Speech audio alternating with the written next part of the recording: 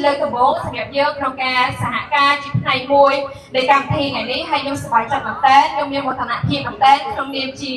ស្ត្រីជាឆ្នាំទី3ក្មេងមកពីតំបន់ដែនសញ្ញាឆ្ងាយហើយឯមកចូលនៅទីនេះពួកបងប្អូនគ្នាណែនាំពីកម្មវិធីដែលយើងមានឈ្មោះថាបុណ្យវប្បធម៌ជាឆ្នាំទីតែតោជាមួយទឹកដីព្រៃឈើដែលយើងនឹងធ្វើទៅនៅសាកលវិទ្យាល័យភ្នំពេញចាប់ពីម៉ោង1ដល់ម៉ោង9កន្លះយប់ហើយយើងធ្វើនៅថ្ងៃទី28ខែមីនាឆ្នាំ2026និយាយទៅក្នុងថ្ងៃសៅរ៍នេះឯងអញ្ចឹងយើងសង្ឃឹមថាអ្នកទាំងអស់គ្នាក៏អាចទៅចូលរួមនៅក្នុងនោះយើងមាន8សូត្រយើងមាន9សូត្រមានថាកម្មវិធីយើងចាប់ពីកោះទៅសាកលវិទ្យាល័យភ្នំពេញហើយយើងមាននៅតំបន់ផ្សេងៗយើងមានលេងហ្គេមយើងមានសម្ដែងល្ខោនជាផ្ទៃយើងមានភ្លុកម្ហូបជាផ្ទៃជាពិសេសហើយជាអ្នកទាំងអស់គ្នាអាចលឺថាមានស្រាបៀរអញ្ចឹងយើងអាចទៅចូលរួមសាកស្រាបៀរមកពីរតនគិរី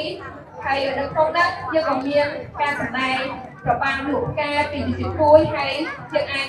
ឃើញពីការតម្បាញកណាត់ផ្ទាល់តម្រងយើងនឹងឲ្យអ្នកតម្បាញជាបន្តិចមកសម្ដែងលើកោះមួយនៅតំបន់កោះដែលយើងហៅថាជាកន្លែងដែលគាត់បង្ហាញពីសម្ភារៈប្រពៃណីហើយគាត់នឹងបង្ហាញពីការតម្បាញនៃកសែតឬកណាត់ជាផ្សេងៗហ្នឹងនេះតែយើងឃើញផ្ទាល់មកពីបាយប្រពោហើយនៅក្នុងនេះមានកម្មវិធីច្រើនទៀតដែលអ្នកទាំងអស់គ្នាអាចមើលកូនបដាញ៉ាំផុកផនបែបជាជនអតិថិបដាហើយនឹងមានការចាក់ចាំងកូនដោយ CIFF នៅក្នុងនោះយើងមានផ្អែកទៅលើទឹកដីព្រៃឈើហើយយើងនឹងចាប់ផ្ដើមការចាក់កូនហ្នឹងដល់ពេលល្ងាចហើយសកម្មភាពយើងពីពេលព្រឹកដល់ពេលល្ងាច